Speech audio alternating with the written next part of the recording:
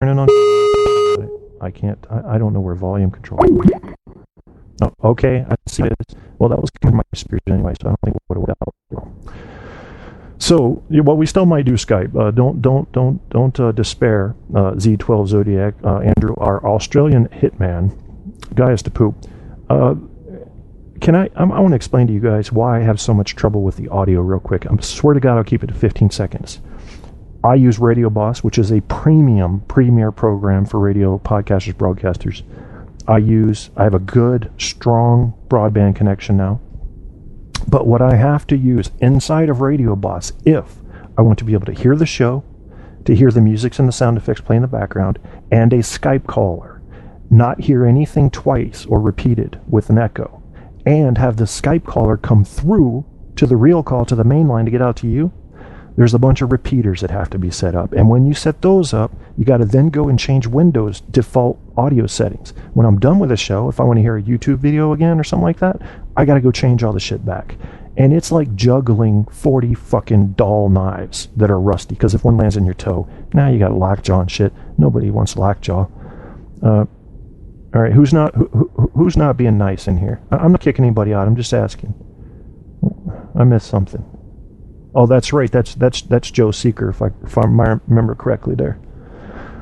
Yep, Joe, you almost had me hating Canada, man. I used to always show love to Canada. I was a little worried about Canada. A little worried. Now, some of you guys know my friend who still does his own podcast, Chris Crash Jesus. You can't say that 3 times sober and not sound drunk. Not going to happen.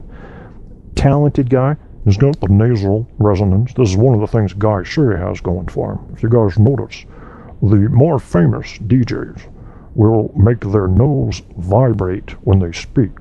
Do you hear the difference? One of the warm-up exercises they like for these radio hosts that want to sound... Howard Stern has it too. He's got a fucking giant nose. I could park a goddamn minivan up there. But if you listen to it, the way they warm up, and this is taught to broadcasters. I've only learned a little bit of the formal stuff. This is how they warm up. Listen closely. This is what a person will do right before going on the air. Bing bong, King Kong,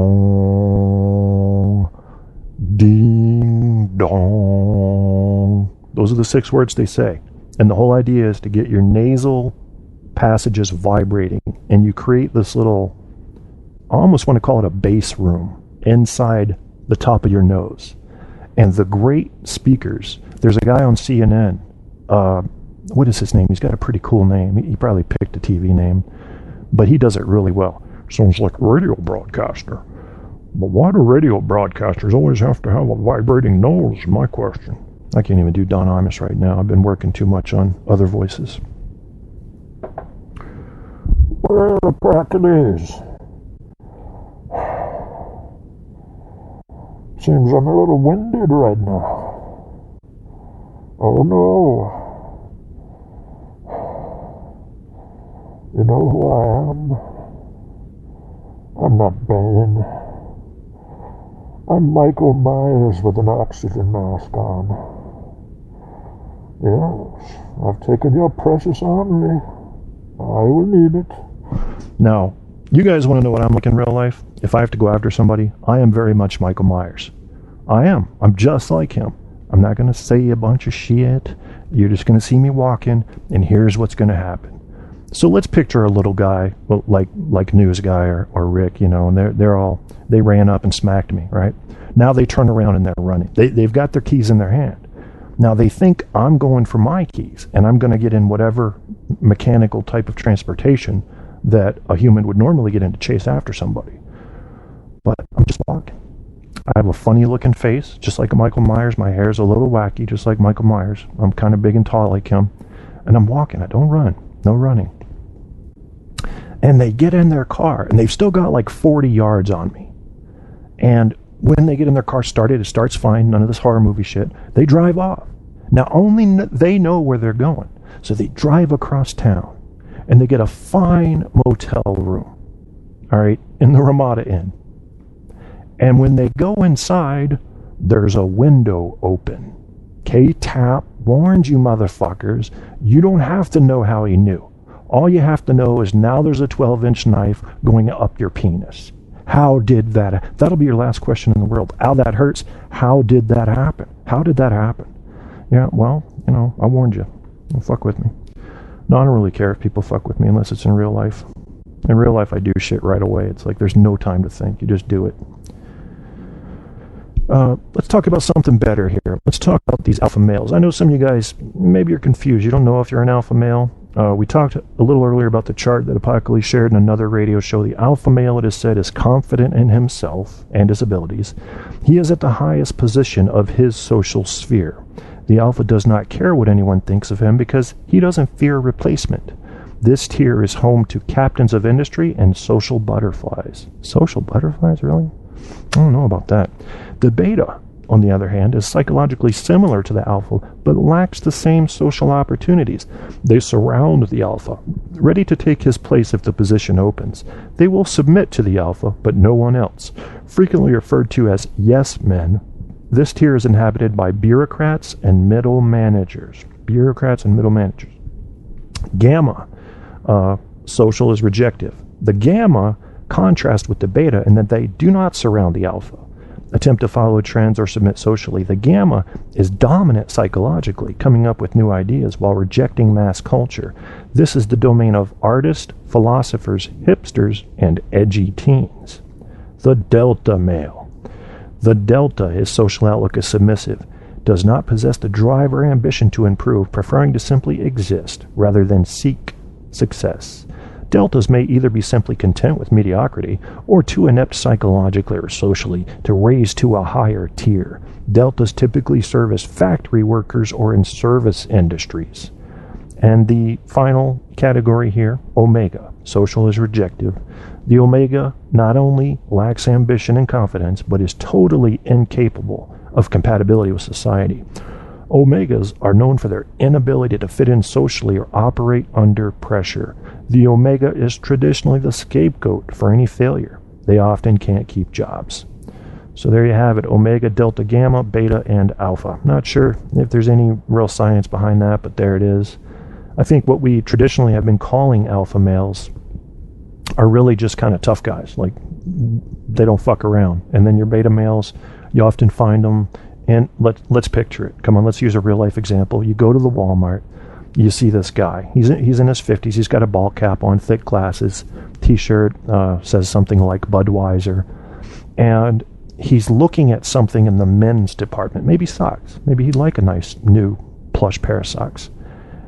And you hear something from 6 aisles over that sounds kind of like me. And he quickly moves away from the socks and says, "Yes, honey, coming." There's your beta. That's my vision of the beta. That's my vision. You don't even have to know what it is. Just me. Yes, honey, sorry, I was daring to look at something that I too might enjoy. Let me get back to looking at blouses with you. I can tell you which ones you look great in, which, for the beta male, will be all of them. Looking at alpha males from Vanita Mehta, PhD and EDM. Too many consonants. Well, there's a vowel in there. She says, within popular culture, there is no shortage of references to alpha males. But they're asking, is there really such a thing as a human alpha male? Scientists have their doubts. There's a book she mentions here in Faye Flam's book, The Score, The Science of Male Sex Drive. You can get some more in-depth looks at this, but this is what I want to say popular culture, I'm just going to say that because that sounds good, is calling alpha. There are 3 physical characteristics associated with the alpha male. 1, height. Yeah, it's a big deal. Height. Being tall has a range of social benefits. Taller men demonstrate less sensitivity to cues of dominance in other men, e.g. masculinity, and show less jealousy towards socially and physically dominant rivals than shorter men do. Tall men are also perceived as more dominant than shorter men. Perceived. Similarly, dominant men also play larger, as they are estimated to be taller than less dominant men. I don't know what that really means, but anyway. Taken together, these results offer some explanation for the well-known association between height and social status. Tall men more often enjoy leadership roles, have higher starting salaries, and have greater overall income. And intelligence may not correct for this disparity. One study reported that full professors, get this shit, were 0.47 inches taller than associate professors, who were 0.26 inches taller than assistant professors, who were, in turn, 1.24 inches taller than average non-academic. Height matters. It just does. That's the law of nature right there doing what it does. Height is also highly valued in the human mating market. Yeah, baby. I'm getting some of that. Give me some of that. Head to my toe. On and up in a down. Hot and fresh out the kitchen. I don't really know the words, but when I go to the toilet, I leave behind black turds. Height is also highly valued in the human mating market. Studies show that women favor tall men not just in controlled laboratory-based experiments, but in I've always had trouble saying those two words together, but in real-world contexts, such as online dating advertisements and speed dating events. Such men also garner more responses to online dating profiles, are more likely to get a date, more likely to be married. There's a curious caveat, however. Although height is linked to mate preference in the West, studies have revealed that a desire for tall men is not a cross-cultural universal. So the implication, while they don't say it, is that in the East, shorter men get preferred. That's pretty weird, at least in some places. Voice. Having a deep voice has been referred to as the Barry White effect.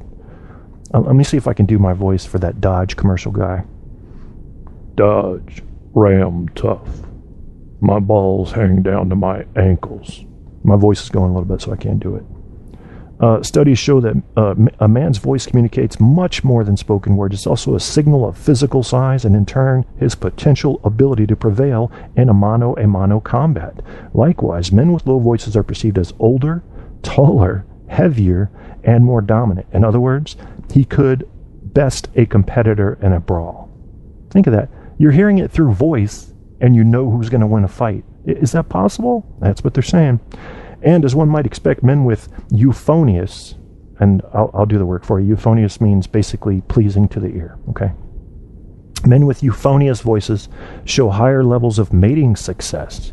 In surveys in North Americans, men with low-pitched voices tallied more total sex partners, and among Hadza, hunter-gatherers, I have no idea where these people are from, Hadza, H-A-D-Z-A, hunter-gatherers' low voice pitch was related to having greater numbers of children. Further, those judged to have appealing voices also reported having sex earlier, more total sex partners, and more affairs. There may be a double meaning to the phrase a smooth talker, as research has found that women find attractive voices more difficult to resist. Now, here's the final thing. That's what I was trying to tell you all about earlier that I just started reading about today. I've never heard of this before today. Face. It's not just what you look like. I'm going to skip that whole first paragraph. I'll share the links. I'm sorry, I didn't share the link with you guys, so you could read along with this if you wanted. The second part, I'll share with you after I share the link. Paste. Right, this is what I've been reading. There's something called, this blew my mind. Well, nothing has ever actually blown my mind. Can you imagine your mind being all, oh no, the wind. Okay, there's something called FWHR, and it basically is an acronym for facial width height ratio. I'm guessing. They don't say that here, but it makes sense with what they're describing. They're saying the ratio of facial width to upper facial height. Now, you're going to get a ratio when you do this. You guys want to do it at home, you can. Take a picture of yourself or whatever. Use you got to have a picture. It's got to be two-dimensional. You can't, 3D is not going to work. And what you're measuring from is the outermost part of your cheeks. That's going to be your width. And not back by your ears, but the part that sticks out the most on your face. So the outermost edge of your cheeks. That's one line. So write that down. The next one is going to be, I've seen a few different competing things here, but from what I've seen, you're measuring from the top of the eyebrow line. If you were to, don't make any funny faces, let your face relax. Draw a line across the top of your eyebrows, okay? That's going to be your starting measure point. Take that down to the top of the lip, the top of the top lip, right where it goes to the crease and meets your bottom lip. That's your second number. And you figure out that ratio. And they're basically saying men that, from what I've read, men with less than, say, 1.5 ratio are going to be your beta males and below. And men that are above that are going to be your alpha males and on up into terribly racist and crazy. This science is not proven yet, but it's definitely gaining a following. So I went ahead and did mine off one of my pictures, and it was 1.72. So I'm up there, I guess. I don't know. I'm not even convinced that it means anything, but if it does, I guess I'm a pretty badass bitch. And that's all right. That's all right. If facial measurements tell me that, I'll take it.